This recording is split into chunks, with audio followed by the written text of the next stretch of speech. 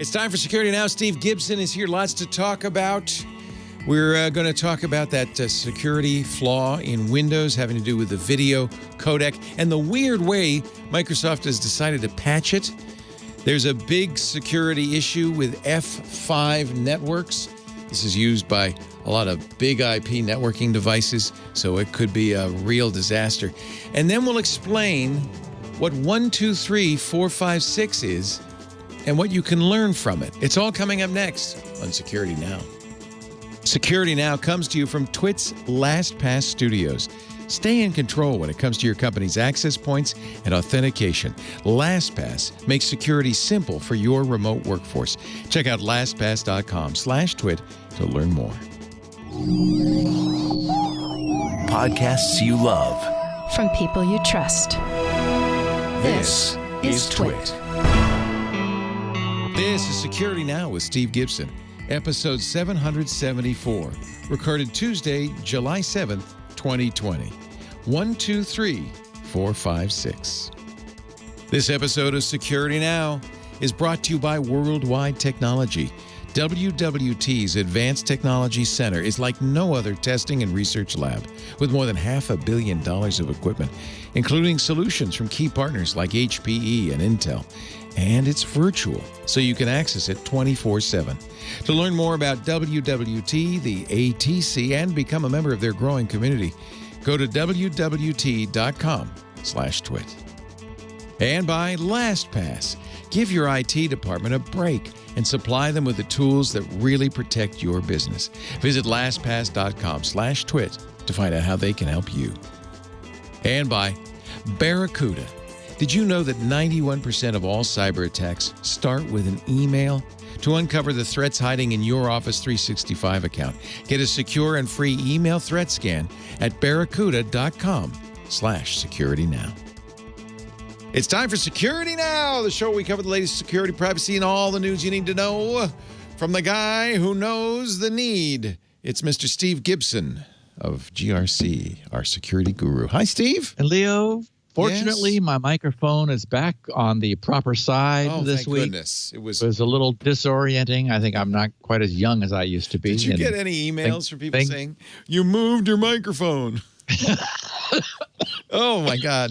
No, it was actually a little unnerving for me. It was you to have it on the wrong side. I was like, wait, hold on, wait a minute. What day is it? We have an OCD audience, but we too are OCD. That's basically the case. We do. Yes. Yeah.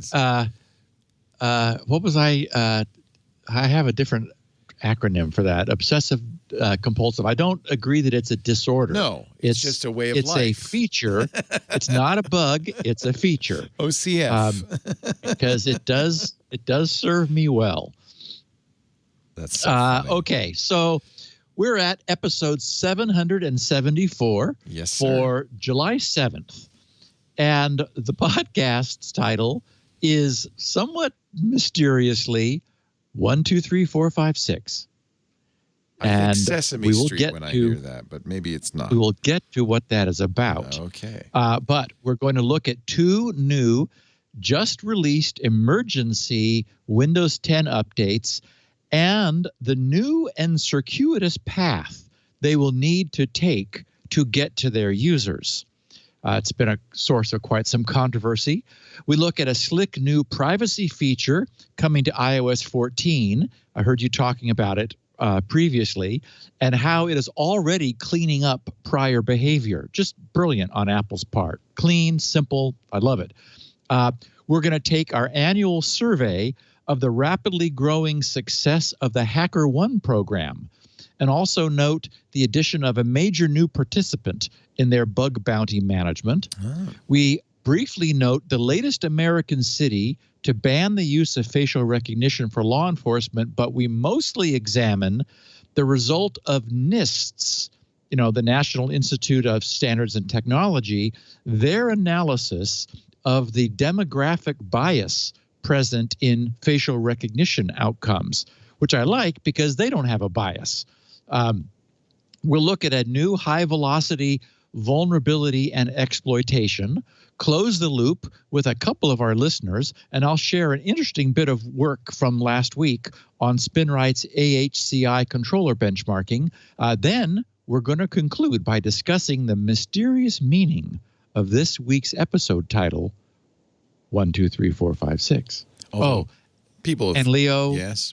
Oh, a picture We have of the week. a picture for the ages. This is, oh my God! The moment I saw it, you have to be a geek and know about the first, the original Star Trek series to understand the significance of what this picture is showing us. So anyway, I just love it, and we'll get to that after our first momentarily. sponsor. Yeah.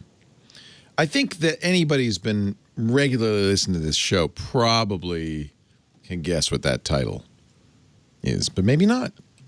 That's a good point. That's, I have a that's how I thought. came up with it. I haven't looked at the notes yet, but I have a thought. I think you're probably not wrong. Yeah. Our show today brought to you by my new friends in St. Louis, Worldwide Technology. Last trip I took before we started sheltering in place back in early March was a visit to the Worldwide Technology Advanced Technology Center, and I was blown away. In fact, I thought of you, Steve. I thought, oh, Steve should see this. He would love it. It's kind of like the toy factory for people who are into tech. It is a testing lab, basically, a place where Worldwide Technology's engineers can spin up proofs of concept, can try new enterprise technologies, can put them together, to test for future clients, that kind of thing. It started more than 10 years ago in one little building, and it has expanded out. I think it's a 3 or 4 buildings, rack after rack of the top of the line, most interesting, most important, and also most innovative enterprise technologies. More than $500 million in equipment now, hundreds of OEMs. The big guys, key partners ranging from tech heavyweights like HPE, Hewlett-Packard Enterprise, and Intel, to the disruptors, the fast-moving little guys like Equinix. And they built it for you. They didn't just build it for themselves. They built it for their customers. It's one of the reasons WWT is such a trusted partner in enterprise tech. Many of their customers have been with them for over a decade because they count on WWT to get the answers they need to make sure their business runs right. Every business now runs on tech, whether everything from the desktop computer all the way up to the multi-homed cloud. Security is paramount, integration, ease of use. There's so many different factors. It's really complicated, but WWT kind of cuts all through that. And one of the key differentiators, there are many. There's a lot of things WWT does. It's hard to describe this company in one ad, but one of their key differentiators is this ATC, this Advanced Technology Center. Schedulable and on-demand labs for you, too, by the way. I want to point that out. It's not just for their engineers. Things like HPE's InfoSite Lab. You might have heard of that. This is very, very cool, along with hundreds of other labs representing the newest advances in cloud-based machine learning to provide global insights into the status and health of infrastructure in one location and much, much more. Really interesting stuff. You can learn about products before you launch. That's how they use it. They spin up pilots using the sandbox, so that helps their customers confidently select the best solution, see how the new stuff will integrate with the old stuff, things like that. And this really reduces the concept time from months to weeks. Really improves the speed to market. They also offer, and this is the thing I think is really cool for WWT's customers, they call it Lab as a Service. They started this last summer. It's a dedicated lab space within the ATC where you can perform your own programmatic testing using that $500 million technology ecosystem they've built. So, think about that. Isn't that cool? You can have them do it. You can do it yourself. It's open 24/7. It's completely virtual. You don't have to go to St. Louis. You can do it anywhere in the world, anytime. WWT's engineers work in these labs every day. In fact, I met a number of them. It was so great. A lot of them fans of yours, Steve. They said to say hello. Just really, people were. I said, this must be a fun place to work. They said, oh, it is. So much cool stuff. They're in their beta testing new solutions based on the latest and greatest HPE technologies. They're building reference architectures. They're doing custom integrations for their customers. It's incredible. WWT has a new digital platform encompassing all of the features of the ATC ecosystem. This ecosystem creates a multiplier effect of knowledge, speed, and agility anytime, anywhere in the world for WWT's customers. Not only the labs, not only get you your hands on labs, but you also get case studies and articles and all kinds of information. All I can say is, if you're a business and you use business technology, you've got to go to wwt.com/twit. Learn more, discover why organizations all over the world, in every industry there is, turn to WWT to guide them on their digital transformation. Create that My WWT account so you can get the resources too. It's wwt.com/twit, worldwide technology, wwt.com/twit. WWT, delivering business and technology outcomes around the world. And my new friends, I love these guys, and I love what they're doing. It's so impressive. wwt.com/twit. Their founder, who's Black, so it's a Black-run business, also is a beloved in St. Louis. He just brought in their own soccer franchise. They've done so many things for the community. He's really a very cool guy. It's just a neat story. WWT. All right, enough of that. I could go on and on. Let's get some. Should we do the picture of the week, Steve? Boy, have we got an upgrade from me in my dorm room this week. I like that one. Oh. Yeah, well, this is just too perfect. It's a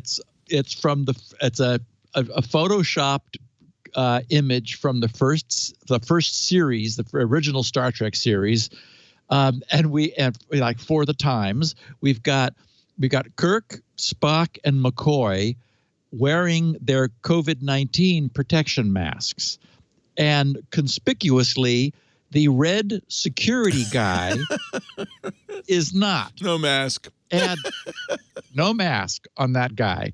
And of course, it's a running joke among all original series Star Trek fans that the red shirts never last very long on away missions. They're always the first to go. They beam down with 4 and only 3 beam back up because we've lost one of another red shirt. And so anyway, this is just I love the picture because it requires some understanding of the backstory, and also to have appreciated, watching many episodes where you're like there's some blood sucking or salt sucking thing on the planet, and the red shirts are down there, and you're thinking, oh, this is not looking good for the guys in the red shirt. I would really get a different color shirt. There's security. They've got to wear the red shirts. They got to wear the red shirts, but they're always the first to go. And I always think about the actor who said, "Well, I got my shot. That was it." One episode. What color's your shirt, honey? That's red. Oh, too bad. Try to make your death look realistic, at least. Yeah. Okay. So anyway, wonderful. Thank you, Twitter. I wish I thanked the person who sent that to me. So by all means, any of our listeners who can shoot me pictures of the week, like when they're this wonderful, it will be seen by the world. So, or at least our little corner of it.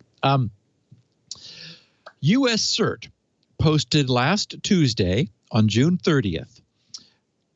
Microsoft has released information regarding vulnerabilities, and they're oddly low numbered. So apparently Microsoft has known of them for a while. They're 2020, 1425, and 1457, the CVE designations, in Microsoft Windows Codecs library. They said this contains updates that are rated as critical. Remote attackers leveraging these vulnerabilities may be able to execute arbitrary code. For more information on the vulnerabilities, please refer to the information provided by Microsoft. And of course, it's like, oh, what's this? Because again, this is out of cycle. This is the end of June. They didn't even feel they could wait a couple weeks until July's updates, apparently. So both of the advisories on Microsoft's site have the same title: Microsoft Windows Codecs Library Remote Code Execution Vulnerability. That's for 1425 and 1457. And the disclosures are almost identical. But of course, at this point, our listeners are no longer surprised to learn of a fatal flaw in a media codec. As we know, codecs are complex interpreters of a compressing encoder's metadata. It's truly difficult to make a codec both screamingly fast, as they need to be, and also careful at the same time. Being super careful means checking everything, and checking everything takes precious time when a codec is, by its nature, often racing the clock. So what made these stand out, aside from the fact that they were once again patches for an out-of-cycle critical remote code execution vulnerability? And the second one is an information disclosure, was the fact that Microsoft indicated that the updates would not be available through Windows Update, nor through Windows Update Catalog.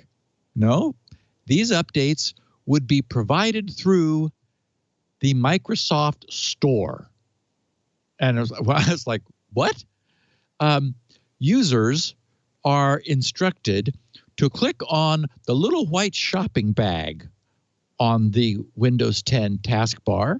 And I'll note that none of my Windows 10 taskbars have little white shopping bags, but that's another story. Then you select More, Downloads and Updates, and then Get Updates. In their disclosure, Microsoft wrote, a remote code execution vulnerability exists in the way that Microsoft Windows Codecs Library handles objects in memory. Okay, no surprise there. An attacker who successfully exploited the vulnerability could execute arbitrary code, right? And the other one, a slight variation, same boilerplate, an attacker who successfully exploited the second vulnerability could obtain information to further compromise the user's system. And in either case, they say the exploitation of the vulnerability requires that a program process a specially crafted image file, right? So it's the evil image, which is what you'd expect a codec to barf on. The update addresses the vulnerability by correcting how Microsoft Windows Codecs Library handles objects in memory. Then they wrote, affected users will be automatically updated by Microsoft Store.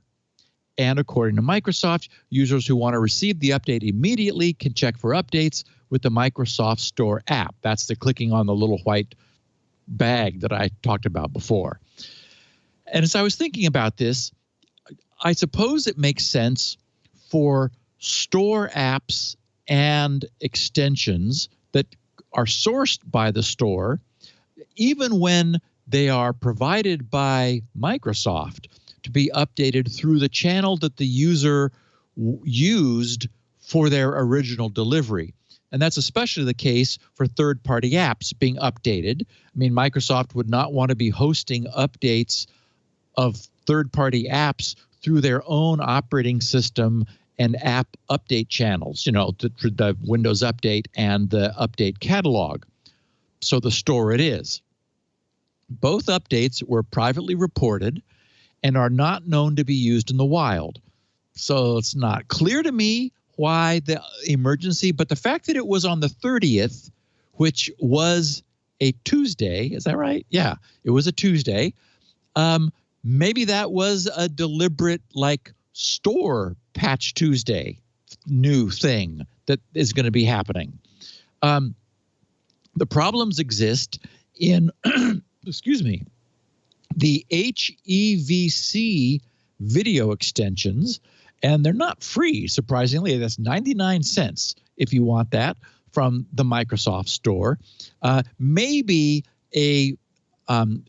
you'll get them as part of another package provided. There's like actually two different instances of HEVC on the store. One's for 99 cents, and one says it's provided by other software. The HEVC extension, apparently not very popular. It rates only 2.5 out of 5 stars. And Microsoft's description says, play high-efficiency video codec, that's what HEVC stands for, in any video app on your Windows 10 device.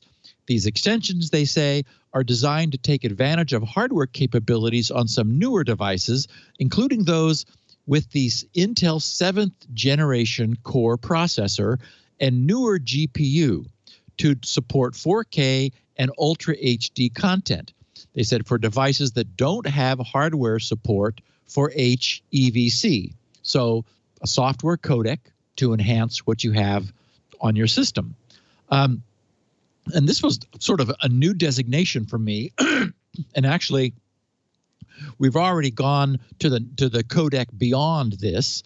But Wikipedia explains that HEVC, this high-efficiency video coding, is also known as H.265 and also MPEG-H Part 2, video compression standard designed as part of the MPEG-H project as a successor to the widely used AVC, which is what everybody is now using. You know, that's H.264, which is MPEG-4 Part 10. So, and Wikipedia finished, in comparison to AVC, HEVC offers from 25 to 50% better data compression at the same level of video quality, giving it substantially improved video quality at the same bit rate. Okay, so if you're curious to know, and it turns out you may need to be curious, whether your system or any system might have the HEVC video extensions installed, and if so, which version, there is a PowerShell command which will tell you. So you'd open PowerShell, probably do it with the admin, because why not? And then it's, I have the command in the show notes if you're interested, but it's get -appx package space -name space Microsoft.HEVC video extension. When I entered that into my Win 10 machine, I got nothing. It was just blank in return. But the repaired versions of the HVEC extensions are 1.0.31822.0 or 31823.0. And so, you know, since I don't have them, my PowerShell just exited returning nothing. Some commentators have observed that this new Windows Store channel for releasing critical updates outside of the normal Windows security update distribution channels, even though I noted I could see why it happened, it made sense and is understandable, can cause trouble in enterprise settings, where certain Windows features and Windows Store probably, I would imagine the Store more than anything else, may have been deliberately disabled by enterprise policies. And for such companies who have purposely disabled the Microsoft Store and the Microsoft Store automatic app updates, those vulnerable computers will not receive fixes without the removal of that policy. And in fact, Computer World's industry fixture, Woody Leonard, over in his Ask Woody column, was far less patient with this and much less understanding than I was about, well, I could understand why it was the Windows Store. One of the replies to his posting noted that this optional HEVC codec exists by default in Windows clients editions since 1809, except the N and the LTSC editions. I do have the LTSC, the long-term servicing channel, so that explains why my PowerShell query came up blank. But assuming that's the case, it would be probable then that any normal Windows 1809, 1903, 1909, and 2004 would have the vulnerable codec installed, yet presumably be unable to get it updated if the user or an enterprise had determined that they had no interest in the Windows Store and had consequently removed and or disabled it. It's exactly the same as if we could uninstall Windows Update, which of course we can't because we need Windows updates. So it'll be interesting to see if, like, what happens with this. Woody wound up his post by writing, quote, "The distribution method is riddled with all sorts of obvious holes." He said, I mean, anybody with any sort of updating experience should have been able to compile a list of half a dozen ways that this could go wrong. And he finished, "Yet another unholy mess." And actually, he also he used some of the content in his Computer World column where he just really raked Windows or Microsoft for the debacle of the June Windows Update with all the printer issues, basically all the things we've talked about and touched on, but being much less forgiving even than I am. So takeaway is, if you might fall into the category of having one of the later editions of Windows 10 and having said no to the Windows Store, then you might be in a position of having a machine which is vulnerable to what will probably be exploited before long, because that's the way these things go now, yet not have the means for getting that system updated if Windows Store is not going to update you. So that might be something you want to look into. Again, you can use that command that I have in the show notes to see what version, if you have it at all, if so, what version, and then think about maybe wanting to get it updated, because this, what it would mean is that anything in your system that would render using that codec could be subject to compromise. And if this is a big enough hole, the bad guys may try to jump through it. So we'll see what happens. I mentioned a very slick new iOS 14 feature that is, coming in the official iOS 14 release this fall. Caught LinkedIn maybe red-handed. I don't quite understand their explanation for why they were doing this. Developers are beginning to play with and explore iOS 14, which is available in the for iOS developers. They've been discovering an unexpected and some unwanted behavior from some of their iOS apps. Apple has added a slick new privacy feature. It simply shows a pop-up notification when any app reads the content of the user's clipboard. That's all it does. Very simple, yet very powerful. It's just informing you of something going on. Well, it turns out that a worrisome population of iOS apps have been caught essentially red-handed by this.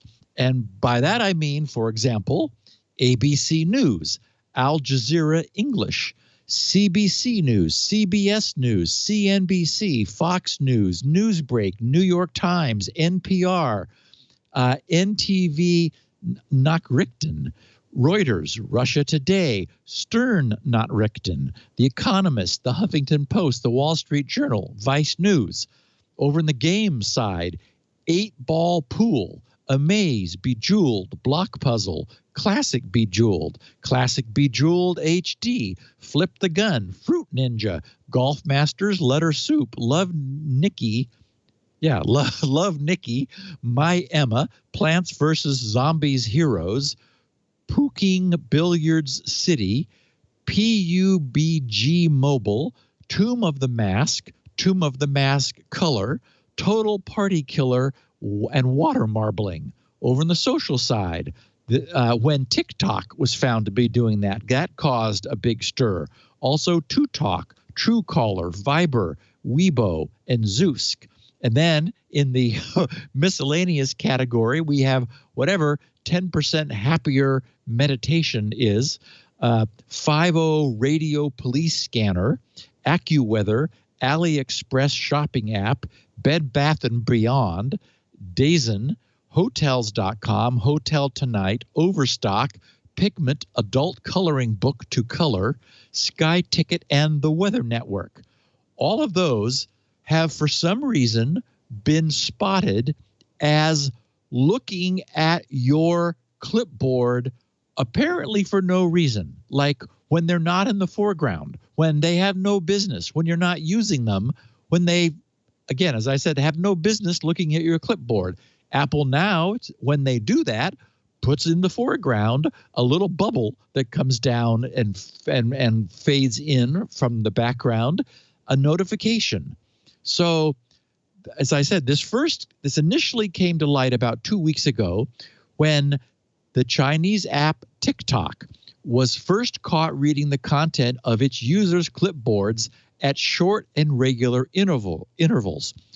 TikTok claimed that the feature was part of a fraud detection mechanism and that the company never stole the clipboard content, but they promised to remove the behavior nevertheless to put users' minds at ease, to which I'm sure everyone using TikTok probably said, yes, please. Then last week, as developers and users continued experimenting with this new pre-release iOS 14 clipboard access detection system, a developer from the portfolio building portal yourspace.io discovered that the LinkedIn iOS app was doing this too. In a video he shared via Twitter, the YourSpace developer showed how LinkedIn's app was reading the clipboard content after every user key press, even accessing the shared clipboard feature that allows iOS apps to read content from a user's Mac OS clipboard. That's one of the new features, is that there's sort of a global shared clipboard among iOS apps that are within range of each other. He noted that LinkedIn was not only copying the contents of his clipboard with every keystroke, but that since iOS supports a cross-device copy and paste, LinkedIn was copying the clipboard content of his MacBook Pro via his iPad Pro. When LinkedIn was asked by the tech press what the heck was going on, LinkedIn's spokesperson claimed that the behavior was a bug. And not intended behavior. And in a further effort to quell the growing concern, Aaron Berger, LinkedIn's VP Engineering of Consumer Products, attempted to clarify, writing on Twitter, quote, "Appreciate you raising this. We've traced this to a code path that only does an equality check between the clipboard contents and the currently typed content of a text box." Okay, that doesn't explain what this person was seeing, but okay. He says, "We don't store or transmit the clipboard contents. We will follow up once the fix is live in our app," unquote. So what's interesting is that whatever it is that it's doing, apparently it's not necessary for it to do that. It's, a bug. So they're going to turn it off. But now that users are being made aware of it, it's behavior that they've decided that they're going to get rid of. So for me, the lesson here is that simply notifying users of something that's going on behind their backs without their knowledge, which has some privacy implications, certainly as sniffing your clipboard constantly does. I mean, many of us put sensitive data on the clipboard, like when we're cut and copy pasting a password between apps. I don't want anything else, snapping that. So I just love the idea that doing nothing but saying, by the way, this app is just took a look at your clipboard, that goes a long way toward cleaning up that behavior and eliminating it. So, bravo to Apple for doing this. It's unfortunate that it's iOS 14 rather than iOS 1 that we're getting it in. But anyway, big props to them for that. It really does bring up the whole issue of the safety of using the clipboard or lack thereof. If any app is able to snap it whenever they want to, I feel a lot less comfortable putting anything sensitive on there. I have noticed that LastPass will scrub the clipboard proactively for me. Sometimes it's an inconvenience because they've done that before I've had a chance to copy the contents out of it into where it was going. But I do appreciate that they're not leaving it on the clipboard behind, which is, a nice feature. But again, it's very simple and cool feature. So bravo, Apple.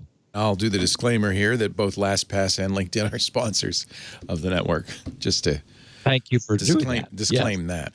But it's going to be my guess that there's more to this story. We're going to hear about it.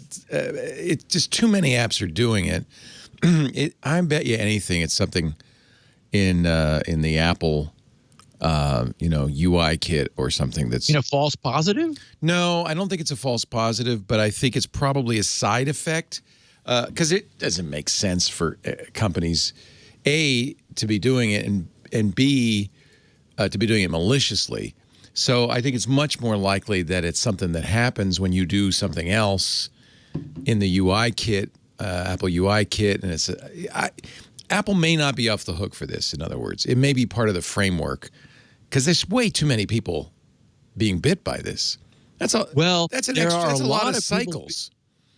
There are a lot of people being bit by it, but compare that to the number of iOS apps. Well, we don't know. It might be a lot more. There might be a lot more. That's just because the only time it comes up is if somebody has iOS 14 beta and then uses those apps. So I suspect a collision of iOS 14 and those apps. I suspect it's millions, and I further suspect it's something in the framework because it doesn't – I feel like that's much more likely than the fact that all these dozens of companies would – use those cycles, risk detection, and be snooping on your clipboard. There's no reason Microsoft, who owns LinkedIn, would be snooping on your clipboard. I don't think that that's in their interest.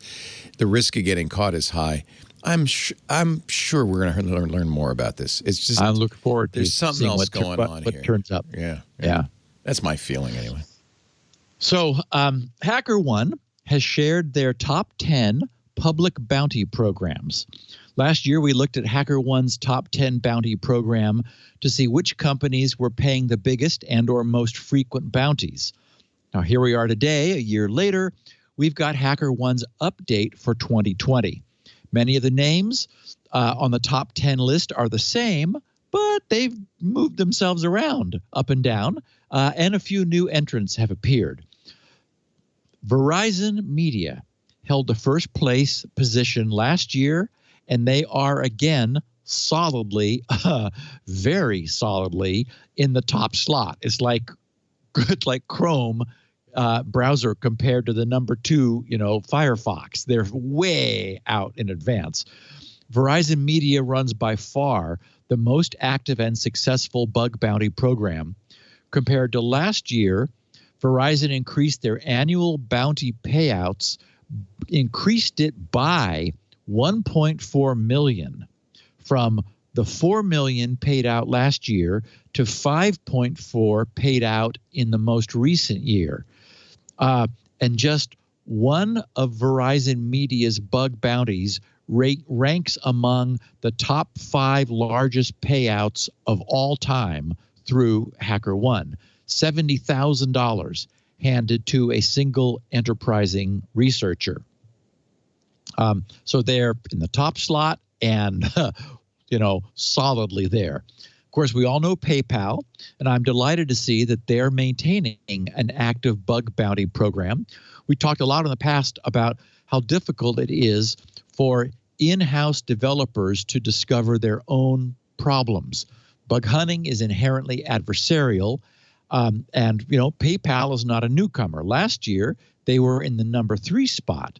But this year, they have replaced Uber to take the number 2 position, unlike Verizon, whose HackerOne program launched in February of 2014. That was like also one of the very earliest that are in the top 10. PayPal joined the game much more recently in August of 2018.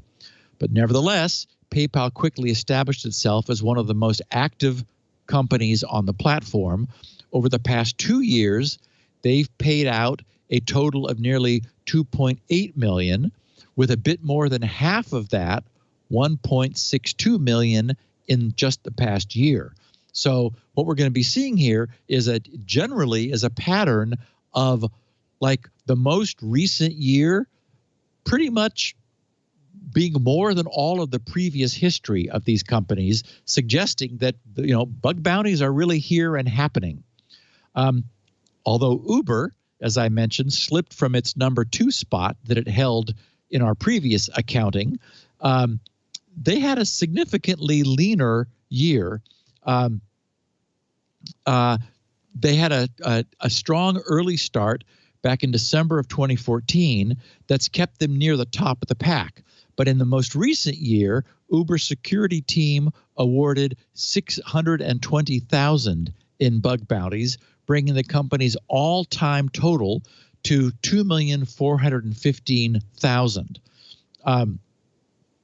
And Uber's bug bounty program ranks in the top 5 among the most thanked hackers, which is another category that HackerOne tracks, and the top 5 most reports resolved, and the top 5 highest bounty paid rankings. So they also paid out a big one at some point for something that they felt was worth the money.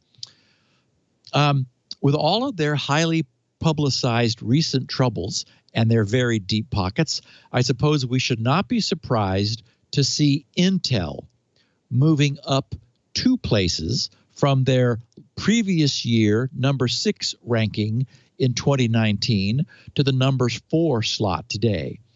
But then paying out more than $1 million in bug bounties to researchers in the past 12 months will have that effect. And although the exact amount has remained a closely held secret, it is known that Intel holds the sole distinction of having paid the highest bug bounty ever on the HackerOne platform. The single payout sum is assumed to fall somewhere between $100,000 and $200,000, but the exact amount has been kept a secret. And if anyone were to guess that it was for a side channel vulnerability affecting Intel's CPU microarchitectures, you would be right. So, again, nice that Intel is rewarding researchers for work that is, certainly time-consuming and also getting their microarchitectures fixed as a consequence. Twitter is, if nothing else, steady. They were in the number 5 slot last year, and they've held that spot this year. They're running one of the older programs on HackerOne, starting back in May of 2014, having paid out a total of $1.288 million in bounties to security researchers, with $118,000 of that sum distributed in the past 12 months. So probably stronger payouts earlier, but still in the game and holding on to the 5th rank. In the 6th position, GitLab has jumped from 10th in the previous lineup all the way to number 6 spot. They're also one of the early entrants, joining in June of 2014. So they've enjoyed a rather quiet start. Across all of the 6 previous years, they paid out a total of $570,000 in bounties. But then in just this most recent 12 months, they paid out $641,000. So $71,000 more than all of the previous years combined. bringing their total payouts to $1.211 million. And GitLab also has one of the fastest response times on HackerOne. Amazingly enough, apparently, in average, they respond to researchers within an hour to new bug reports. So that's really encouraging. And for the first time, mail.ru has made it to the top 10. They moved in a single year from the 14th slot into the number 7 position. Much like GitLab, they've been a member of HackerOne since April of 2014, but their most recent year's bounty payouts totaling $819,000 dwarfed the $300,000 paid out through all previous years. Their bug bounty program also ranks in the top 5 most thanked hackers ranking, with 973 thanked hackers, and the top 5 most reports resolved, 3,333 resolved reports. Everyone's favorite GitHub is also making recent upward moves.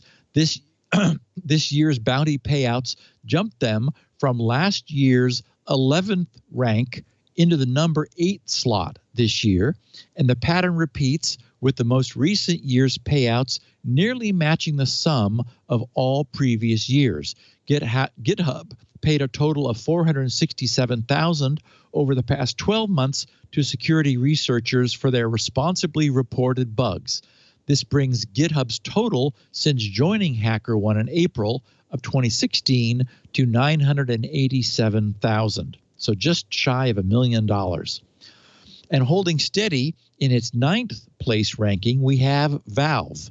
It's been pretty steady in its payouts. In the most recent year, Valve paid $381,000 in bounties to bug hunters, which brought its lifetime program total up to $971,000. And last and possibly least, considering the effects of COVID-19, we have Airbnb. As the previous summaries have shown, the bug bounty market is rapidly growing and heating up. So despite having awarded more than $344,000 in bug bounties over the past 12 months, Airbnb's HackerOne competitive ranking dropped 3 rungs from its comfortable 7th spot last year.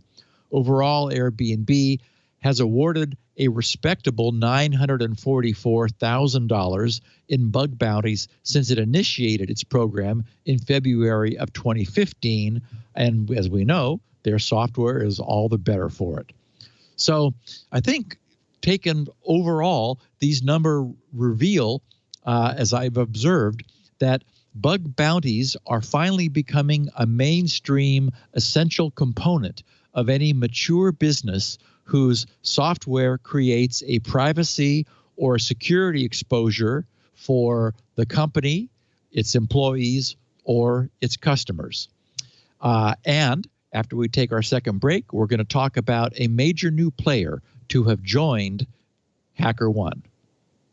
Interesting tease, Mr. G. All right, we're going to take a little break, come back, but first let's talk about our sponsor, of course, the folks who make this studio possible, who make much of what we do possible these days, LastPass.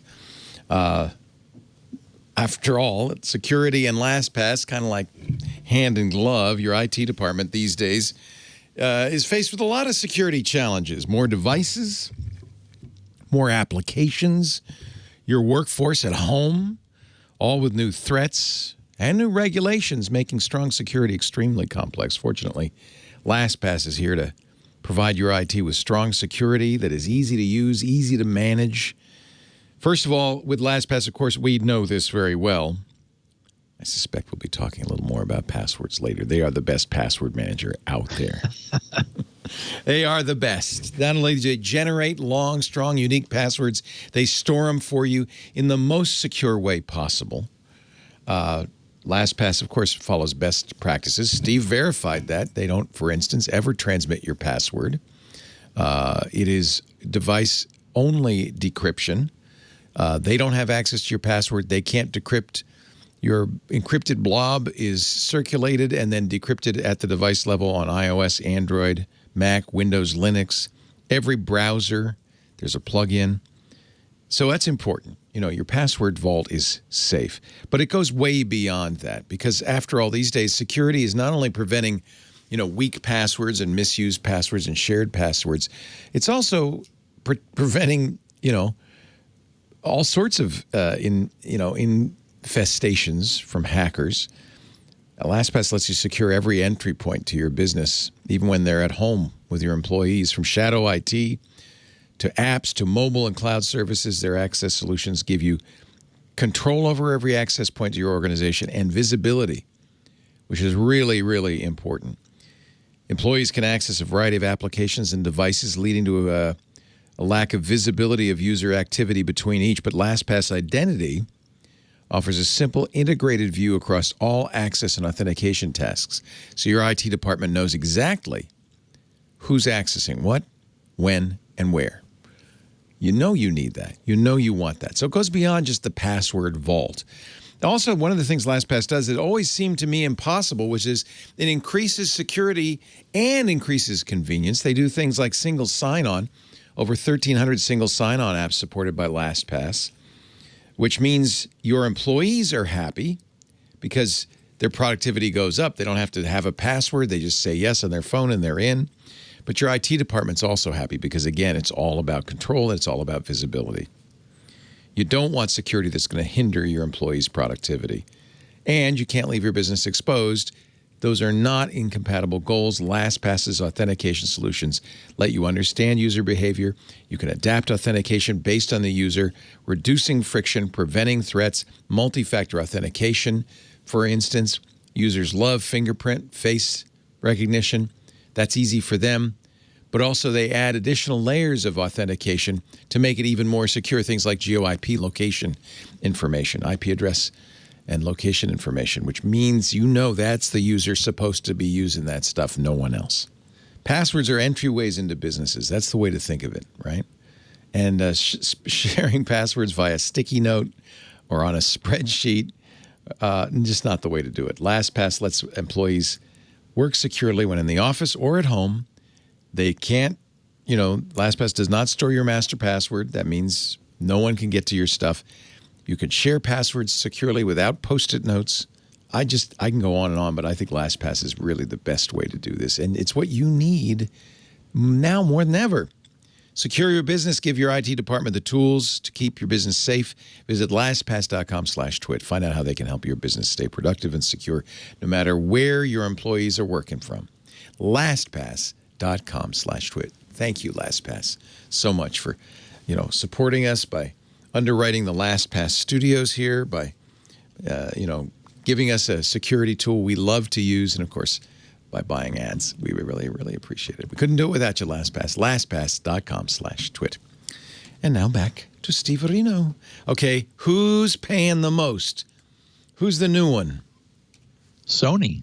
Oh, what a surprise. Sony seems like a good idea. Yep. They've launched a PlayStation bug bounty program with rewards of $50,000 and perhaps more.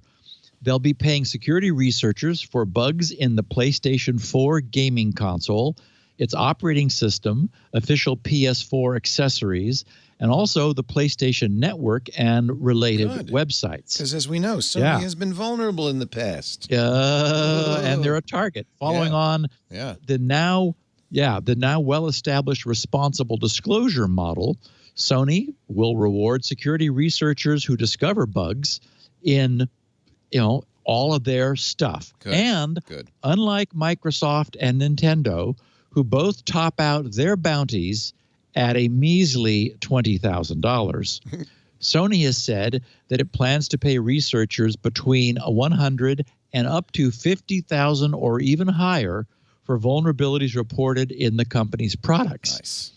The eligible targets of opportunity, as I mentioned, include the PlayStation 4 gaming console, operating system, official accessories, the network and related websites. And, as I teased, Sony's new vulnerability rewards program, they call it the VRP, will also be managed through HackerOne. Yay. Prior to taking their VRP program public, Sony had been running a private in-house invitation-only vulnerability rewards program up until last year. And we know that the world of gaming has historically been a target-rich environment. Hackers tend to heavily target gaming accounts, which are usually abused for fraud or put up for sale online on underground hacking forums. And this past April, hackers abused a vulnerability in an old Nintendo authentication mechanism to hijack more than 300,000 accounts. So, Sony has the sort of deep pockets that make the creation of a bug bounty program a, just do it, no-brainer. So, congrats to Sony, and cool that they've joined the ranks of HackerOne's program participants. What does the amount of the bounty mean? What is that communicating? Generally, it is importance of what was found, and often the difficulty of doing it. So, if it's a cross-site scripting vulnerability in a web page, it's okay. Thanks. Here's $1,000. Right. If it's a way of bypassing, for example, the PlayStation 4 DRM, you could dangle that in front of them and probably name your price. We want to know that one. Yes. Yeah. So it's the value to the company, the difficulty involved, and having a higher, does it mean something to say that Sony's offering up to $50,000 compared to Microsoft's $20,000? Well, yeah, because there is a limited supply of gifted hackers. You want to attract the best. Yeah. Yeah. So you want motivation. If Sony really is serious about having their stuff secure, you've got to motivate the talented, responsible, disclosing hackers to focus their bead on Sony rather than on Microsoft or Nintendo or someone else. Makes perfect sense. So yeah, it's definitely the case that offering a greater reward is connected to incentive. So you want to create the incentive. The city of Boston just joined the growing number of cities that we've been talking about recently to just say no to law enforcement's use of facial recognition. And this makes Boston the second largest city to do so, behind only San Francisco. So the question is, just what exactly are such a system's limitations and liabilities?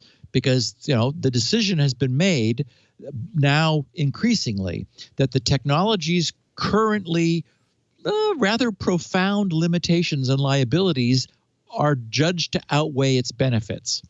So I'm annoyed by the idea that the results of tests to detect bias might themselves be biased. It's one thing to not like the idea and to find it creepy, as I know we do, but that alone doesn't mean it doesn't work. The good news is the U.S. National Institute of Standards and Technology, our NIST, conducted their own analysis, the results from which were published late last year, and they are indeed quite eye-opening. NIST posed itself the question, how accurately do face recognition software tools identify people of varied sex, age, and racial background? Not surprisingly, NIST found that the answer depends upon the algorithm at the heart of the system, the application that uses it, and the data it's fed. However, they did also determine that the majority of face recognition algorithms exhibit strong demographic differentials. In this usage, the term differential means that an algorithm's ability to match two images of the same person varies between demographic groups. NIST's results, which were captured in their report titled Face Recognition Vendor Test, FRVT Part 3, Demographic Effects, were and are intended to inform policymakers and to help software developers better understand the performance of their algorithms. The report quoted its author, Patrick Grother, an NIST computer scientist, and the primary author of the report. Patrick said, "While it is usually incorrect to make statements across algorithms, we found empirical evidence for the existence of demographic differentials in the majority of the face recognition algorithms we studied. While we do not explore what might cause these differentials, this data will be valuable to policymakers, developers, and end users in thinking about the limitations and appropriate use of these algorithms." The study was conducted through NIST's Face Recognition Vendor Test Program, which evaluates face recognition algorithms submitted by industry and academic developers on their ability to perform different tasks. I need to take a sip of milk here. Milk? Actually, it's water. Yeah, okay. I said milk. It's white. Water. The NIST study evaluated, get this, Leo, 189 software algorithms from 99 different developers. It's amazing that there's that many. Holy cow. Yeah, I know. Exactly. It's like, holy crap, 99 different sources. Yeah. I mean, and that tells you that there was a clear rush, into this technology. I no doubt a ton of venture capital was poured into these things. Yep. So that represents a large majority of the industry. The report focuses, I don't know what's happened here. Excuse me. It focuses on how well each individual algorithm performs one of two different tasks that are among face recognition's most common applications. The first task, confirming a photo matches a different photo of the same person in a database, is known as one-to-one matching and is commonly used for verification work, such as unlocking a smartphone or checking a passport. The second, determining whether the person in the photo has any match in a database, is known as one-to-many matching and can, in theory at least, be used for identification of a person of interest. To evaluate each algorithm's performance on its task, the team measured the two classes of error the software can make: false positives and false negatives, where a false positive means that the software wrongly considered photos of two different individuals to show the same person, and a false negative means the software failed to match two photos that are of the same person. These distinctions are obviously important because the class of error and the type of search performed can carry vastly different consequences depending upon real-world application.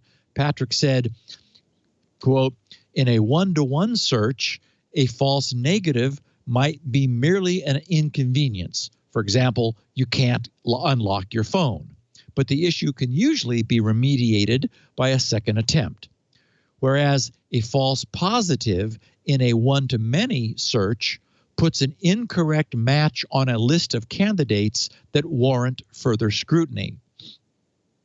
NIST's description of this noted that the thing that sets the publication apart from most other face recognition research is its concern with each algorithm's performance when considering demographic factors.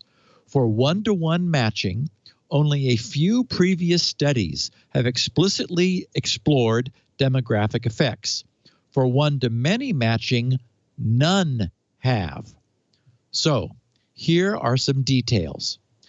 To evaluate the algorithms, the NIST team used 4 collections of photographs containing 18.27 million images of 8.49 million people.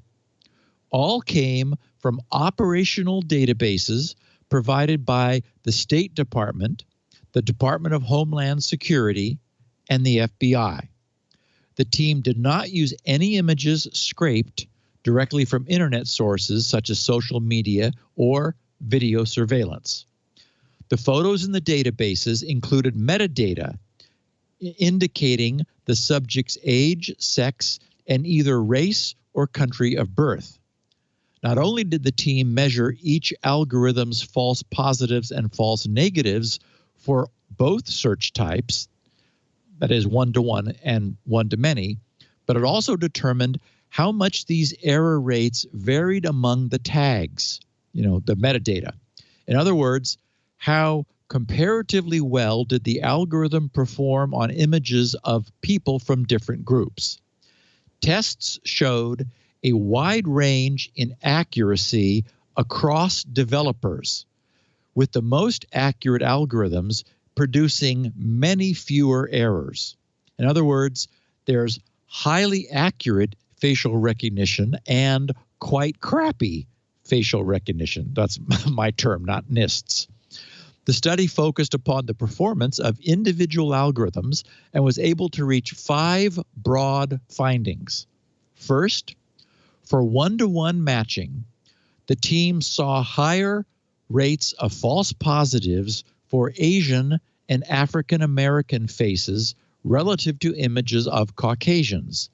The differentials often range from a factor of 10 to 100 times, depending upon the individual algorithm. Wow. False positives might present a security concern to the system owner, as they may allow access to imposters. 2, among U.S.-developed algorithms, there were similar high rates of false positives in one-to-one matching for Asians, African Americans, and Native groups, which include Native American, American Indian, Alaskan Indian, and Pacific Islanders. The American Indian demographic had the highest rates of false positives. 3. However, a notable exception was for some algorithms developed in Asian countries. There was no such dramatic difference in false positives in one-to-one matching between Asian and Caucasian faces for algorithms developed in Asia. There you go. What, Leo? That's interesting. It shows it's training data, probably, yeah. Yeah, exactly. Patrick Grother emphasized that the NIST study did not explore the relationship between cause and effect. One possible connection, the area for research, is the relationship between an algorithm's performance and the data used to train it. Exactly as you said, Leo. He wrote, quote, "These results are an encouraging sign that more diverse training data may produce more equitable outcomes should it be possible for developers to use such data." The fourth conclusion, for one-to-many matching, the team saw higher rates of false positives for African American females. Differentials in false positives in one-to-many matching were particularly important because the consequences could involve false accusations. In this case, the test did not use the entire set of photos, but only one FBI database containing 1.6 million domestic mugshots. And then their final conclusion, not all algorithms give this high rate of false positives across demographics in one-to-many matching. And those that are the most equitable also rank almost the most accurate. This last point underscores one overall message of the report. Different algorithms perform differently. So I thought that was really interesting. There are 99 wannabes, and there are a bunch of crappy facial recognition solutions. Maybe you get what you pay for, or, the point is, it's just the fact that something says, oh, yeah, we do AI and we have facial recognition doesn't mean that it's good AI or good facial recognition. That tells us that not all facial recognition algorithms are created equally, nor do they treat everyone equally. So that suggests that it's dangerous to lump all facial recognition into a single performance category or single performance assumption. It also means that if at some future time we decide that the technology has improved to the point where it is no longer mostly a liability, any solution that is proposed will need to be carefully tested for bias. And I can't imagine at this point that that would not happen. So I think that's been a very important lesson that's been learned. F5 networks learned an important lesson, or at least hopefully their users have. Last Friday on July 3rd, they released a patch for a supercritical vulnerability with a CVSS ranking of 10 out of 10. All of their so-called big IP, that's F5's designation, big IP, networking devices running application security servers are vulnerable to remote takeover. And, you know, F5 Networks is a big iron company. They're the real deal. These big IP devices are used in government networks, on public networks of internet service providers, inside cloud computing data centers, and they are widely deployed across enterprise networks. The devices are so powerful and popular that on its website, F5 claims that 48 of the 50 companies that are in the Fortune 50, which is to say 48 of the top 50 companies in the U.S., rely on their big IP systems. So these are also, unfortunately, big targets. According to Mikhail his Russian, so it looks like Klyuchnikov, who is a security researcher at Positive Technologies, who discovered the flaw and reported it responsibly to F5 Networks. The issue resides in a configuration utility called Traffic Management User Interface, TMUI, for Big IP Application Delivery Controller. The application delivery controller is used by large enterprises, data centers, cloud computing environments, since it allows them to implement application acceleration, load balancing, rate shaping, SSL offloading, and a web application firewall. In other words, it's the internet-facing big iron hardware that all of an organization's traffic will typically pass through.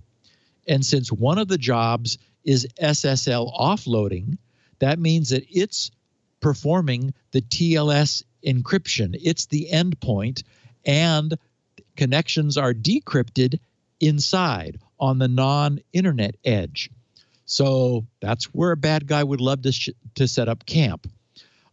What we have learned is that an unauthenticated attacker can remotely exploit this vulnerability by sending a maliciously crafted HTTP request to the vulnerable server hosting this traffic management user interface, TUMI, in this big IP configuration. And I'll say once again, never, never, never expose any sort of privilege requiring management interface to the public internet. Never, never, never. Find some way not to do it. Unfortunately, a Shodan search in one case revealed at least 8,500 major organizations and governments had not heeded that advice and were wide open to this remote exploitation at the time of its disclosure at the end of last Friday. And successful exploitation of this vulnerability could allow attackers to gain full admin control over the device, eventually allowing them to do anything they wanted to on the compromised device. Klyuchnikov said, quote, "The attacker can create or delete files, disable services, intercept information, run arbitrary system commands and JavaScript code, and Java code, completely compromise the system and pursue further targets, such as the internal network. Remote code execution in this case results from security flaws in multiple components, such as one that allows directory traversal exploitation. And as for where the devices are located, 40% of those reside in the US, 16% in China, 3% in Taiwan, 2.5% in Canada and Indonesia, and less than 1% in Russia. So that was last Friday. Apparently, security researchers were intrigued enough by the possibility of this exploitation to skip their 4th of July holiday, if they were in the US, and instead spent the weekend developing and working out proof of concept exploits showing just how easily these devices could be exploited, because proof of concepts began appearing on the internet by Sunday, 2 days later. And the next day, the attacks began. The cybersecurity community did expect that this bug would come under active attack quickly as soon as attackers figured out how they could exploit it, because we're talking some big pots of gold. One such researcher tweeted, "The urgency of patching this cannot be understated." He said, "I worked for F5 for a decade. They power cell carriers, banks, Fortune 500, and many governments. If deployed correctly, the management interface should not be exposed to the internet. But Binary Edge IO returns 14,000 hits for TMUI. So YMMV, your mileage may vary." And the NCC Group's security researcher, Rick Warren, who's currently operating big IP honeypots, said he detected malicious attacks coming from 5 different IP addresses. So this is a bad one, and it's a great case in point. Never, never, never expose management interfaces to the public internet. Make certain to have open lines of communication to the vendors of the critical devices you use so that you can and will receive notifications of critical vulnerabilities and take action on them with all possible speed. The game has changed from the way it was a decade ago, which was, are there any vulnerabilities? Today, it's who is quicker, the patcher or the exploiter? And, you'd rather be the former than have the latter, the exploiter, get you. One little bit of miscellany, and I actually meant to talk to you about this offline, Leo, but I just thought I would mention that I said goodbye to YouTube TV last week. Oh, man, this pisses me off. Doesn't it? Yeah. Really? It does to me, too. Yeah. It was nice, but that is just too big a jump. I don't want any of the new channels that they offer. I mean, what's annoying is nothing has ever made an a la carte environment more possible than the internet, but that's not what's developing. Anyway, I jumped to Sling. They have the few channels that I care about, and I added the $5 50-hour DVR. So I'm now at $35 a month, and I've got, I'll do the same. Yeah. It's 65 now for YouTube TV. It was up from what is 35, then 40, then 50, right, then 65. I mean, they just kept going. And I fully don't blame YouTube or Google for this, because this is basically what they didn't think of is they invented a cable channel, and they're now prone to the same problems cable channels have, which is that the channels they want to carry are raising their costs, and so they have to pass them along. Sling has promised they won't raise prices for a year, which I think is interesting. I don't know how they're going to do that. But you get all the channels you want. I'm going to have to look at this. Yeah. Yeah. Okay. It had everything that I care about, which I was glad for. Yeah. So Yeah, and you get anyway. a DVR for a little more, $35 a month, right? Exactly, $5 on top of 30, and that gives you 50 hours. Oh, That's you get 10 way anyway. more than I. Yeah. Yes, yeah. exactly. Yeah. You get, is it 10? Yeah, 10. 10 with the base package. But I there are a bunch of shows that I just like to have and then do the fast forward routine. So right. It'll be interesting to see what happens even to these guys. It's funny because we had this dream of disaggregation of buy just what you wanted and just either the channel or even the shows you wanted. And I think this was the over-the-top dream for these internet providers. But basically, all they've done is reinvent the cable industry. And what is it? The content providers that will not allow these things to be broken apart? No, well, that's interesting. Yeah, no, because, for instance, many of these content providers are selling themselves individually, HBO, ESPN. There's lots you can get by themselves, but they're prohibitively expensive. The bundle is the only... Unless, it's funny. It's a cycle, I think, and I don't know what the answer is, except just watch YouTube a lot, not TV, but YouTube. I imagine that Google received a message they were probably anticipating. I immediately said no. Oh, I'm sure they didn't want to do this. That's the point. But I don't know if they had a whole lot of choice. I think that they had to pass those costs along. I don't think it was their desire to do this. Does either one of these Sling channels have Turner? Because I really like the Turner Network, the TCM, Turner Classic Movies. Good question. I think yes. I think really? that Sling TV does have TCM. If it has TCM or TMC or whatever it is. Yeah. They have the news channels, which is really the main thing I have. Yes, and that's what I first. You know what they don't have? They don't have the locals. That's the big difference. They have NBC and Fox, depending upon where you're located. Because I already YouTube get TV CBS offers All Access. all the locals in every market. Yeah, that's a big difference. Yeah. Sigh. So, two pieces of closing the loop feedback. Kevin Morris tweeted, "Hi, Steve. I've been experimenting with various flavors of Linux, and once I burned an ISO to my flash drive, I always had a devil of a time being able to use it again. initdisk solved the problem. Thank you for that." Kevin Morris, Santa Clara, California. Nice. That's Kevin, thank you for noting it. That's your new little freebie that you're.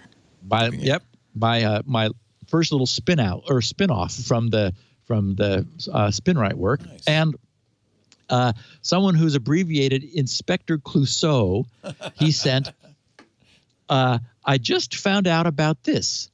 Thinkst has an open source version of its canary, which runs on a Raspberry Pi. I'm trying to install it now. And turns out they do. They're on GitHub. Thinkst is on GitHub. That's awesome. And Thinkst has Open Canary. And they said Open Canary is a daemon that runs several canary versions of services that alerts when a service is abused. Prerequisite is Python 2.7 or 3.6. Then they say optional, SNMP requires the Python library Scapy. RDP requires the Python library RDPY. And Samba, the Samba module needs a working installation of Samba.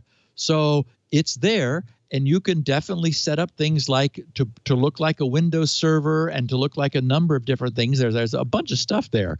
So I just thought, and it's also opencanary.org is sort of the main entry page.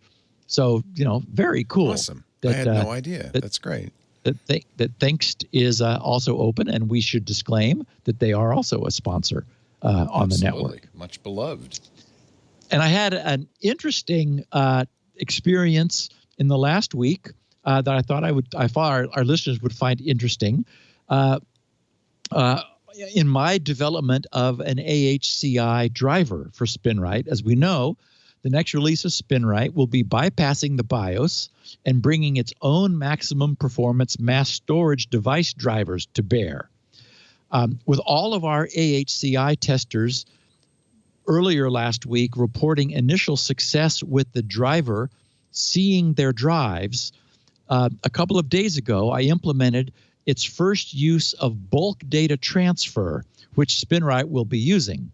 It transfers maximum size 32 megabyte blocks of 65,536 sectors. That's the maximum that in the larger format drives support what's known as 48-bit LBA, linear block addressing, and there you're able to use a word, a 16-bit word for the sector count, 0 meaning, since it doesn't make any sense to transfer 0 sectors, 0 means 65536, which would otherwise overflow a 16-bit register.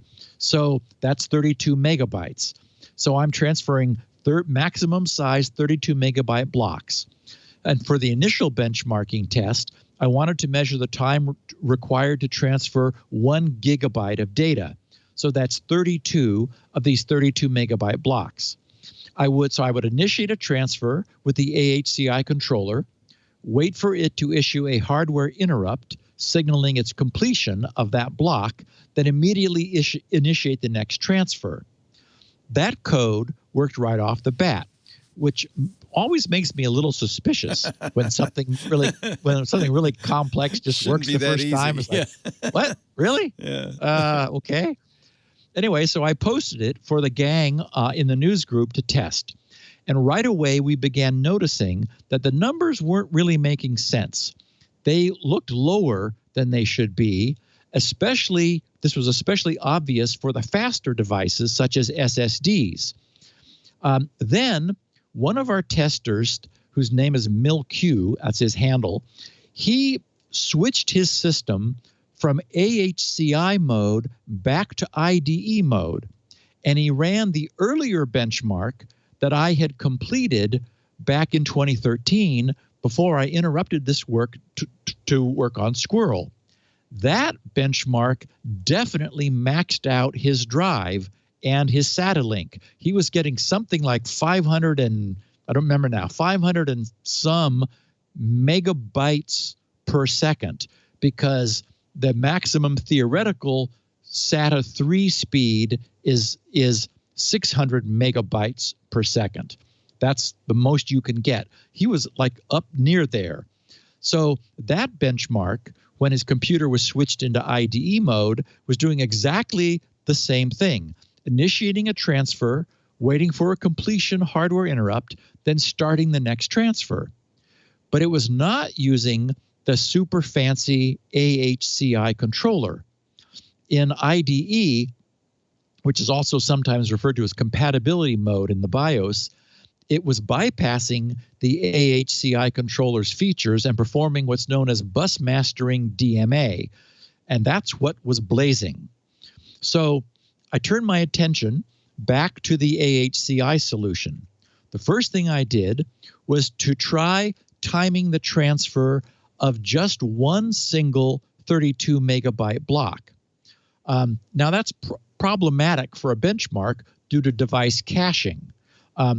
A 1 gig transfer is guaranteed to bust out of any cache and not be cached, but 32 megabytes might be. But I was doing all this work with an SSD anyway, so that didn't matter. What I found doing just one transfer was I was seeing much higher calculated byte transfer rates. That suggested that the trouble was inter-transfer overhead, the time being taken from the end of one block to initiating the next one. And this fit the symptoms, since it was the faster devices, the SSDs, where we seemed to be returning values that were the most off. That would make sense because the inter-block interval would be consuming a larger percentage of the whole when the transfers themselves were super short. So the next thing I did was to transfer only one block, but to also eliminate the interrupt service overhead by doing what's known as spinning on the AHCI controller's completion status. Rather than halting the thread and waiting for a hardware interrupt to reawaken me, I spun. That is, I just ran a tight loop doing nothing but polling the completion status bit of the AHCI controller. That way, the instant it flipped to done, I would stop the timer and calculate the time that had been spent and thus the effective byte transfer rate. And sure enough, once again, I got a better result. So then I switched back to a multi-block transfer, still using the interrupt-free spin loop, and got the best results I'd seen so far. But I was still not getting the performance that I was getting if I switched back to much simpler IDE bus mastering. And of course, now I understand why. When using the IDE and bus mastering, you are directly talking to the drive, and you have the minimum overhead possible. The AHCI controller is a little bit of a misnomer for people thinking that it is like some dramatic advance on technology. It itself, it is incredibly complex. That tells us that it is not implemented in hardware. It is a microcontroller. So it is executing microcode, which means it's going to be a little slow. It's going to have some overhead of its own that talking directly to the drive hardware doesn't. What that means is that where the AHCI controller comes into its own is when you are doing much more at once, when you have a really busy system with lots of hard drives and lots of work being done. However, the AHCI controller allows you to queue up work, and that's the key to getting the most performance.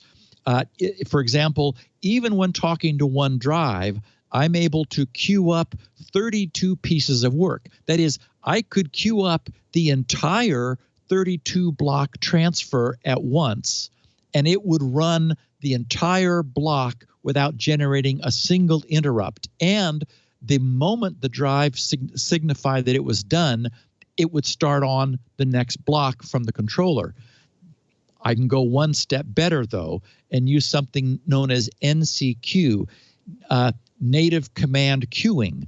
With native command queuing, you actually put the work in the drive.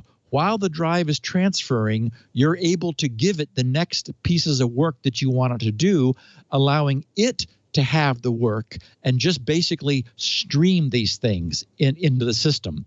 So anyway, I reworked the code. I've done that first part where I am putting multiple pieces of work in the AHCI controller. My brief look at it, I had to pause the work in order to do this podcast, but it looked like I was achieving what I had. So I'll just touch in on this next week and let everyone know how we're doing. Cool. There's a little snapshot into the fun we're having over in the SpinRite Dev news group. It's nice to have that group, to have some people to bounce the stuff off of. And it's invaluable to me. I can't imagine doing this without having a bunch of interested people who are pounding on this with all their hardware. Have you had that before? Yeah, Squirrel was done that way. Well, I know Squirrel, SpinRite was done. The original work on SpinRite was done that way. Was it? Okay. I've been doing this from the beginning. It's just Smart. It's too useful. Yeah. And in fact, the reason I'm releasing a benchmark is to hope that our listeners, the listeners of this podcast, because I'm not going to drag everybody over into the NNTP textual news groups. I've got GRC forums ready to go. I want to release this as a benchmark so that I can get all of our listeners to give this a test. I mean, people are really interested to see what performance they're getting from this or that drive. It's just, benchmarks are fun. And so we will have public web forums. Mostly, it will allow me to learn of additional problems that I haven't found so that I can fix those. And then all of this technology moves from being the platform for the benchmark into the new platform for SpinRite. Very cool. How exciting. Well, so people just go to grc.com/forums and they can join up there and all that? Forums.grc.com. Oh, not yet open, but it will be. It will be. Okay, cool. Yep.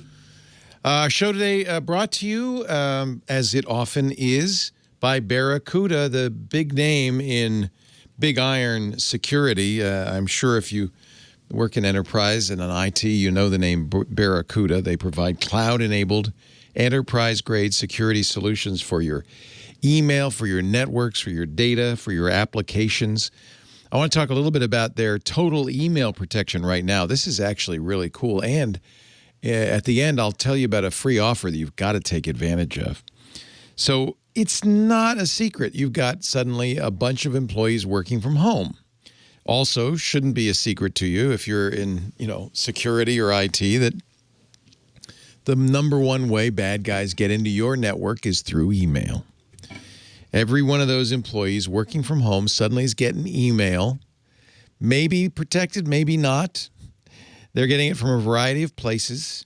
And since we know 91% of all cyber attacks start in an email, you might start to be a little worried about what's going on outside of your protective umbrella at work. Spear phishing, ransomware, account takeover, conversation hijacking. I was just reading about one instance of conversation hijacking where a bad guy got in the middle of a conversation between a CEO and the comptroller, impersonated the CEO, and said, hey, I just got this bill for $930,000 for one of our providers. Can you just write us a check and we'll take care of it? And they did, and the hackers made off with $930,000, not even their biggest payday in this. They have made, these guys who do this stuff make millions. Multiply all those risky emails coming in by all those employees working from home, and one click on the wrong email is going to cost you money, customers, reputation. Barracuda researchers have seen a steady increase in the number of coronavirus-related spear phishing attacks. Since February, 667% spike in these attacks. They impersonate, the World Health Organization or the CDC. They offer information that would be of use to your employees. They look real because they use domain spoofing, so it comes from what appears to be the actual official email, and it's all a phishing scam. And often, in the case of your company and your employees, a spear phishing scam targeting you. You need protection. You need Barracuda Total Email Protection. You get all-in-one email security, backup, and archiving, also important. You get AI-based protection from spear phishing, account takeover, business email compromise. It's AI-based because this stuff is a moving target. These guys can try a million techniques. Costs them nothing to launch these attacks. So they are always trying new ideas. You have to be as nimble and moving as fast as they are. They also, I think this is very, very important. We know, we've told the stories on this show about, ransomware hitting a company. What was it? It was a Texas city hall or something where all of a sudden over the loudspeaker about 9:05 a.m., disconnect your computers now.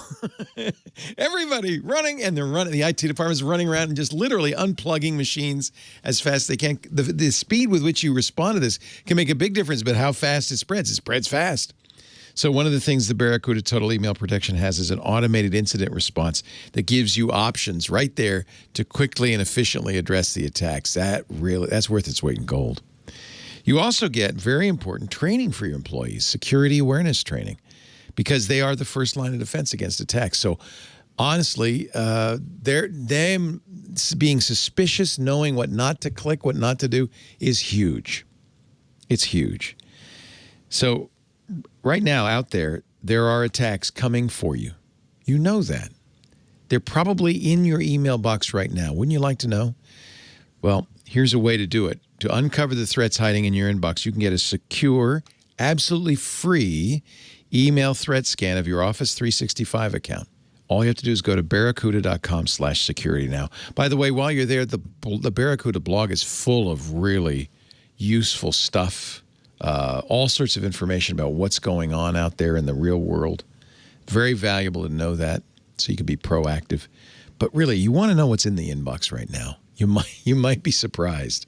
Barracuda.com/security now. Barracuda, your journey secured. A great company. I think this is a very useful tool. They're offering absolutely free. Barracuda.com/security now. Give it a try. Back to you, Steve. So, Leo? Yes? What is 1, 2, 3, 4, 5, 6? It is the most... It's not a Fibonacci sequence. No, we know that much. That would be 1, 1, 2, 3, 5, 8. Yes. It's not a linear regression. No. But it is a linear transgression. Yeah, yes, it is. Because believe it or not, still in this day and age, 1, 2, 3, 4, 5, 6 turns out to comprise 1 out of every 142 passwords. That's crazy. Found on the internet. Oh my God, that's crazy. In one of the largest password reuse studies of its kind, the password 1, 2, 3, 4, 5, 6 was found to occur 7 million times across a massive data trove containing 1 billion leaked credentials. Wow. As we know, the number of leaked credential database collections continues to grow as new companies continue to get hacked and their databases get exfiltrated. And they are eventually made available online at GitHub or GitLab, or distributed on hacking forums and file sharing portals. And some good use is being made of them. Responsible tech companies like Google, Microsoft, and Apple have collected leaked credentials to create in-house alert systems that warn users when they are utilizing a weak or a common password. And of course, we know Troy Hunt, his famous Have I Been Pwned online service, relies upon submissions of these leaked credential databases. So, last month, a Turkish student studying at a university in Cyprus decided to download and analyze more than 1 billion of these leaked credentials. And what's very cool is his work is up on GitHub for anybody who wants, real detail. His primary discovery was that the 1 billion plus credential database contained a startlingly high count of duplicates. Or stated another way, among the more than 1 billion passwords, only 168.9 million were unique. And of those nearly 169 million unique passwords, more than 7 million of them were 1, 2, 3, 4, 5, 6. Wow. So that means that out of every 142 passwords included in the analyzed sample was the number 1 weakest password known today. Additionally, his research also revealed that the average password length is 9.48 characters. So just a shy under 9.5 characters. And that's not great, but at least it's not 6, as is 1, 2, 3, 4, 5, 6. Since I invariably use LastPass to synthesize my own passwords, I typically have mine set to 32. And then I'll reduce it as required when some brain-dead website sets a lower upper limit and complains, and then I have to crank it down to 20 or something. But still, so this Turkish researcher also observed that password complexity was another problem. Only, get this, 12%, 1 in 8 of the passwords contained any special character. Now, while that's not good for them, that's great news for us, since the bad guys who are attempting to brute force our credentials also know this. They will certainly expend all of their time not bothering to brute force special characters, because they know the chances, 92%? No, 88% chance that the password does not have any special characters. That's what they're going to do. They're not going to bother with the 12%. But that's all of us, right? Yeah. So we use special characters, and so we're not brute forced because the bad guys are not going to bother with that, because the chance of finding somebody with a special character is vanishingly small. So special characters for us, yay. Okay, what else? Most of the passwords, 29% of them, used only letters, or 13% only numbers. The full research I've got up on GitHub, or he has up on GitHub, a link in the show notes for anyone who's interested. But we have some nice bullet point takeaways. From 1 billion plus lines of dumps, he filtered out 257.669 million as the data was corrupt, improper format, or test accounts. So that 1 billion credentials boiled down to, as I said, just shy of 169 million unique passwords and 393 million unique usernames. And of course, as we titled this podcast, the most common password was 123456, covering roughly 0.722% of all passwords. That's 7 million times in that 1 billion set. The top 1,000 recurring passwords, the top 1,000. Okay, so of the 1,000 most recurring passwords represented 6.6% of all passwords, which is interesting because that means that checking for a brute forcer, checking those top 1,000, you would have a 6% chance of it being one of those top 1,000. With the most common 1 million passwords, the hit rate against the whole collection is 36%. So that was the first. So the top 1,000 was 6.6%. If you expand it to the most common 1 million, the hit rate against the whole collection goes up to 36%. So better than a third chance if your guess is the top 1 million. And with the top most common 10 million passwords, the success rate is 54%, meaning that if you were a brute forcer and you made a dictionary of the top 10 million passwords, which is, not that big a deal, you stand a better than 50-50 chance of cracking someone's password. So anyway, surprising numbers. The average password length, we said, just shy of 9.5, at 9.42 characters long. Only 12% contain any special characters, as I mentioned. So 88% of those don't. So we're happy to be using special characters. 28.79 are letters only. 26% of the passwords are lowercase only. Nobody bothered to hit the shift key. 13.37 numbers only. And here, this is interesting. 34.41% of all passwords end with digits, but only 4.5% of all passwords start with digits. So start your password with a digit, folks. The bad guys know these numbers. They have the stats. They won't be trying that. And finally, in an observation that constitutes a real contribution, this researcher noticed and then researched an unsuspected pattern in the data.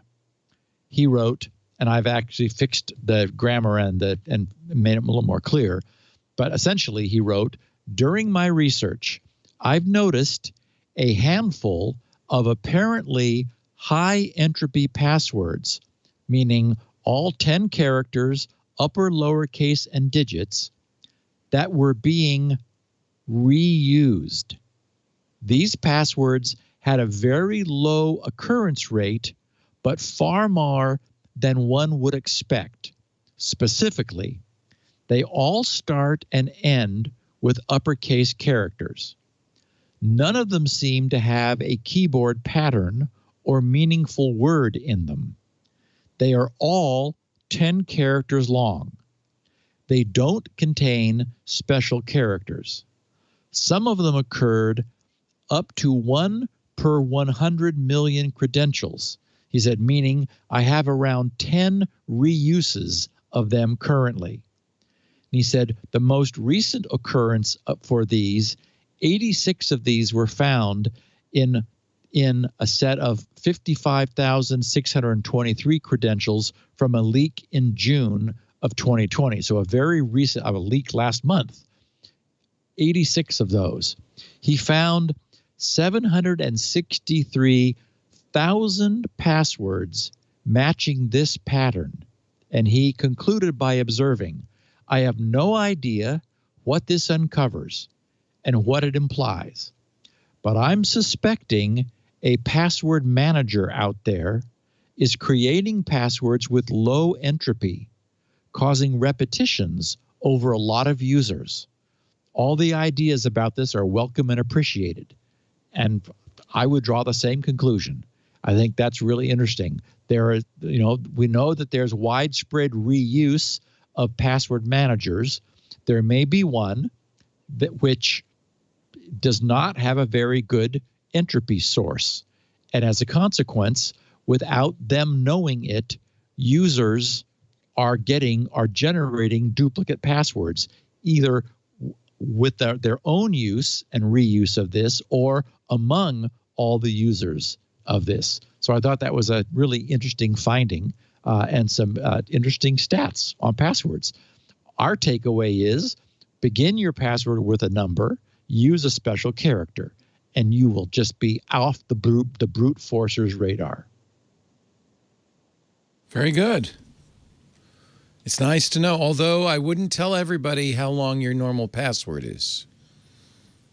Now we know. We start at 32 characters. They're more than welcome to try to brute force 32 characters. That's absolutely. Yeah. I never use, if a site says it has to be 12 or less, 12 or fewer, right. I always do 11 or 9 or something. Because then that's a different situation, because that's a big pool of customers who probably are using 12. So you got to wonder where you could use 1, 2, 3, 4, 5, 6 these days. That's what would even bad. I mean, the browser itself will break out into laughter. Yeah, I know. Probably influenced. I don't know what the data set was for this Turkish researcher, but probably influenced quite a bit by the stuff that he had in there. It's not massive, or maybe it is. I don't know. Well, it's more than 1 billion. Yeah, that's a lot. That's a lot of credentials. Yeah. It's probably all Yahoo users. See, that's the problem, right? That's Steve Gibson. He is not a Yahoo user. I can guarantee you that much. No, sir. Not AOL. Never did that. Don't email Gibson@AOL.com. Nothing's going to come back. In fact, don't email him at all. The best thing to do is follow him on Twitter, SGGRC. He puts his show notes up there early for me, but you can also partake. And you can frankly, DM him. It was for Elaine. More for Elaine than anybody else. Okay, yeah. That's what Elaine uses. Elaine does these great transcriptions, by the way. This is the only show that is regularly transcribed by a human being, which is awesome. And you can get those transcriptions along with the 16 kilobit versions of the audio and 64 kilobit versions at Steve's site, grc.com. While you're there, you got to check out SpinRite, the world's best hard drive recovery and maintenance utility. And now would be a good time to pick up SpinRite 6 because you'll get a copy free of 6.1 when the upgrade comes out. Plus, you'll be part of all the beta testing. And you can see it's starting to get really, really interesting.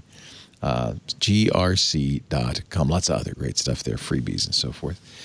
We have audio and video at our website, twit.tv/SN. We also have on-demand versions. All you have to do is go to your favorite podcast application and subscribe. That way you'll get it the minute it's available. Of a Tuesday evening, maybe Wednesday morning, maybe. depending on your time zone. We do the show in the California time zone, roughly 1:30 p.m. Pacific. This time was a little later, but so it varies. But starts no earlier than 1:30 p.m. Pacific. That's 4:30 Eastern time. That's 20:30 UTC. Adjust accordingly for your time zone. And then fire up the browser and head to twit.tv/live. That's where you'll find live audio and video streams you can listen to. And they're going all day, all night. Sometimes it's new content, like it is on Tuesday afternoons, but sometimes it's rerun content. But there's always something great to listen to there. If you're doing that, join the chat room. They're listening to that live stream and talking back to it. It's funny because I'll go sometimes to irc.twit.tv. Actually, I have it running all the time at home. And every once in a while, I'll be home, eating breakfast and see somebody talking back to me because the show that's running was a show I did the day before. And sometimes I'll answer, which really can confuse people. But I thought this was a rerun. Anyway, there's lots of great people. If you're getting a little lonely during quarantine, the chat room's a great place to hang out. irc.twit.tv. For people who listen on demand, we also have a forum, just like Steve's forums. Ours are at twit.community. That's the website, twit.community. It's a great place to hang out, talk about shows, feedback to the shows. But as I said, the best way to feedback to Steve is either grc.com/feedback or on his Twitter account because he takes DMs from anybody. He's crazy that way. So SGGRC is his Twitter handle. Steve, we will reconvene next week for another fabulous edition of Security Now. I'll see you then. Thanks, buddy. Hey folks, I am Micah Sargent, co-host of Tech News Weekly right here on the TWiT network. Yes, Tech News Weekly is a show we do every week, Jason Howell and myself, where we talk to people who are making and a break in the tech news. That's right, it's journalists, it's inventors, it's app makers, it's everybody who's bringing the tech news in a given week. It's all the stuff you want to know about in bite-sized chunks in a fantastic package. So be sure to subscribe. It's twit.tv/TNW. Security Now.